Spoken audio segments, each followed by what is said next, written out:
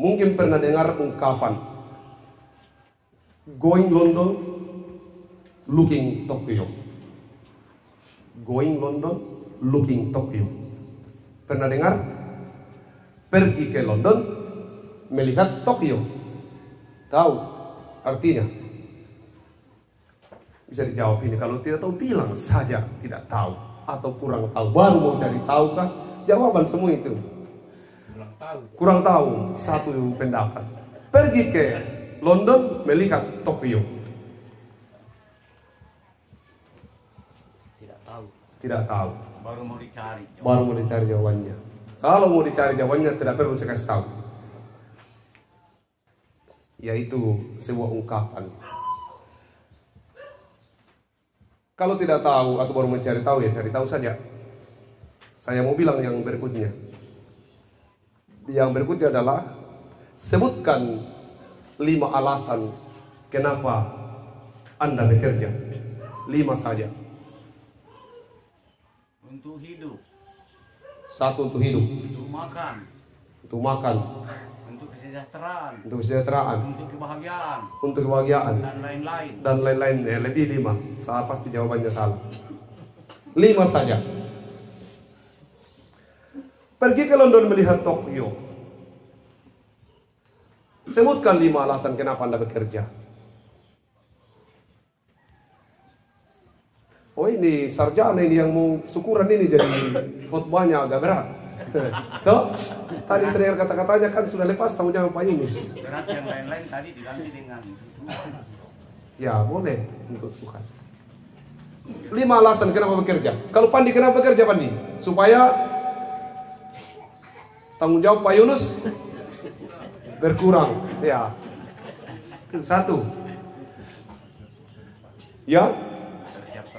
Mempersiapkan masa depan.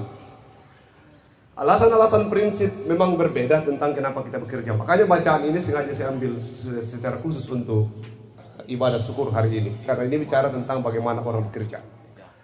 Alasan untuk bekerja tentu bermacam-macam. Tetapi Tuhan tidak suka orang malas. Silakan alasan kita mau makan, mau apa. Yang penting Tuhan tidak suka orang malas. Karena Tuhan tidak suka orang malas, maka kita harus bekerja. Tapi sebenarnya bekerja itu bagian dari tanggung jawab. Ada banyak konsep orang salah dalam bekerja. Makanya di sini berdoa dan bekerja. Ora et labora. Ora et labora itu ungkapan yang dipotong. Yang aslinya itu lege, ora et labora.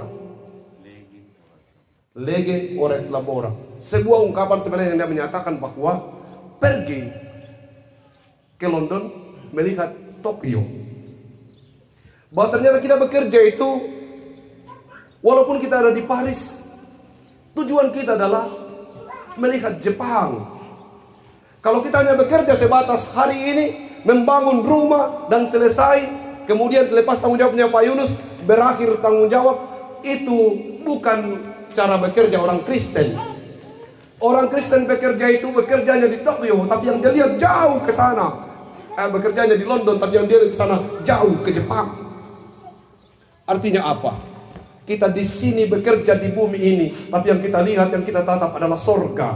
Seseorang yang bekerja di sini dan tidak melihat sorga, maka dia gagal menjadi seorang pekerja Kristen. Kalau kemudian saya minta 5 alasan, ada begitu banyak alasan, tapi hampir-hampir kita belum pernah beralasan bahwa kenapa bekerja, karena sorga. Mama saya tidak masuk sorga gara-gara saya tidak bekerja. Papa saya tidak masuk surga gara-gara saya tidak bekerja. Itu bisa juga menjadi alasan. Kalau bapak saya cuma memarahi saya, terlambat bangun dan seterusnya, tidak bekerja, malas dan seterusnya, maka bisa-bisa dia tidak masuk surga gara-gara saya. Tujuan kita bekerja itu bukan hanya bicara tentang dunia ini. Sehingga harusnya lege ora et labora. Baca, berdoa, dan bekerja. Banyak di antara kita baru berdoa dan bekerja. Doanya tidak jelas sehingga kerjanya tidak jelas. Kenapa? Karena tidak pernah membaca Alkitab, nah gosok berdoa. Doa hanya untuk memuaskan diri sendiri. Doa hanya ingin menjadi diri sendiri dalam konsep manusia. Dia berdoa dan berharap. Karena tidak baca firman, maka doa asal-asalan saja. Doa tidak untuk kemuliaan bagi nama Tuhan. Tapi doa yang terkandung dalam seluruh doanya adalah dia ingin dimuliakan.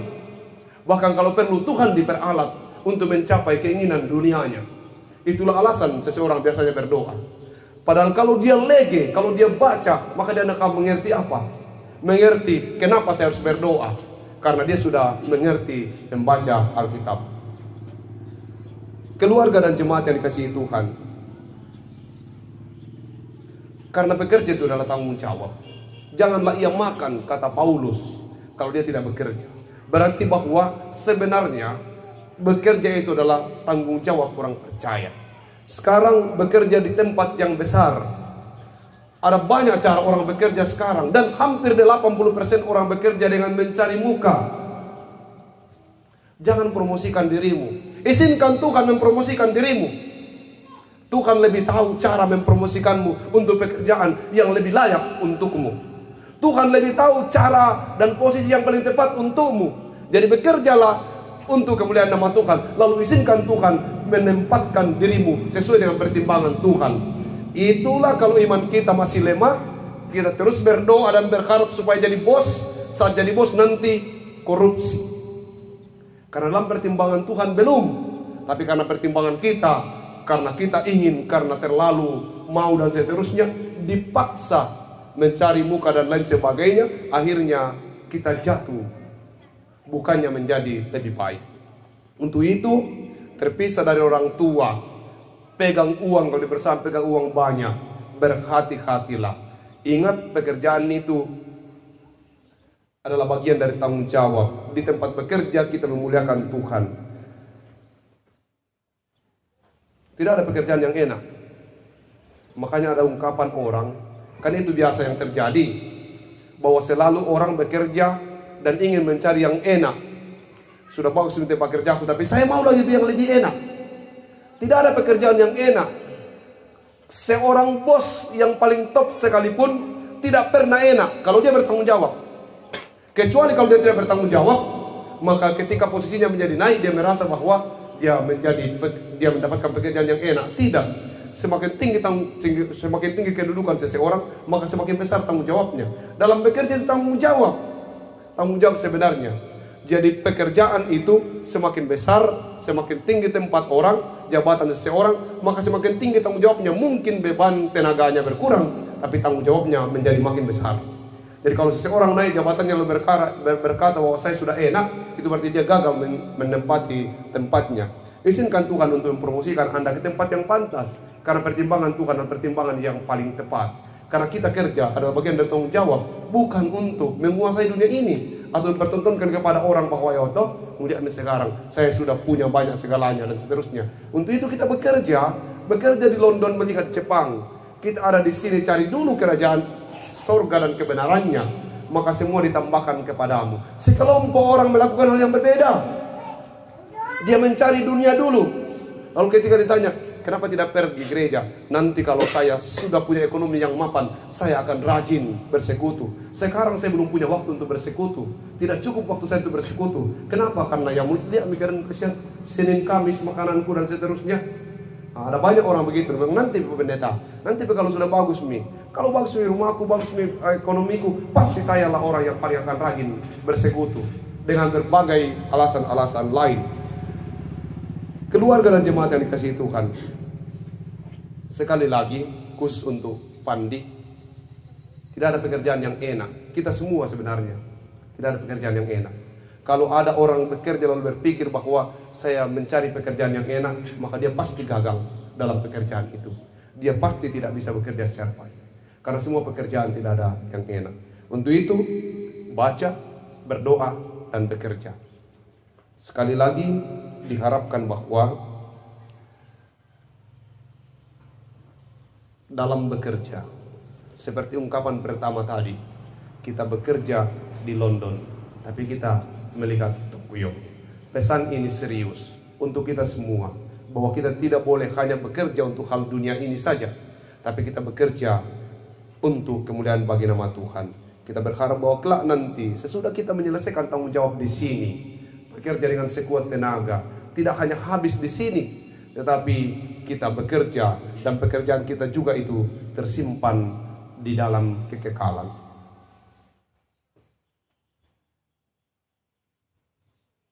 Legi ora labora, banyak membaca firman, supaya dengan banyak membaca firman kamu akan mengerti kenapa harus berdoa dan kenapa harus bekerja. Sekali lagi, banyaklah baca Alkitab, supaya dengan banyak membaca Alkitab kamu akan mengerti kenapa orang Kristen harus berdoa dan kenapa orang Kristen harus bekerja.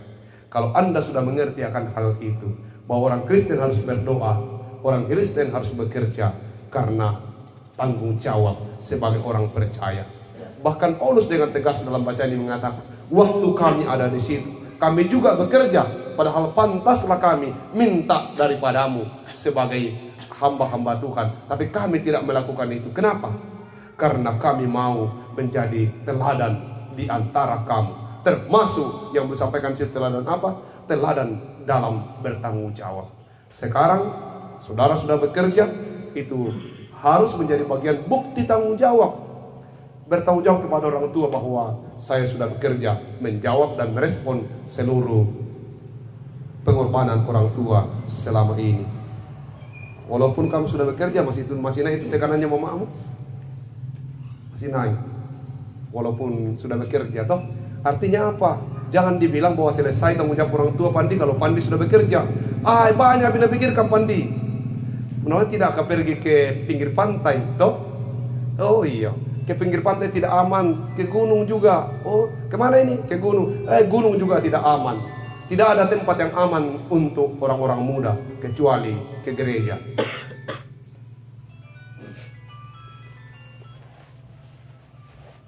Selamat berdoa dan bekerja, tapi dasari semuanya dengan baca. Jauh dari orang tua, bekerja, harus rajin baca Alkitab. Karena itu sumber dari segala pengetahuan. Diberkati orang tua yang tentu dengan kasih terus mendoakan kehidupan anak ini supaya makin hari makin sukses dan makin dekat dengan Tuhan. Selamat bekerja di London sambil melihat Tokyo. Amin.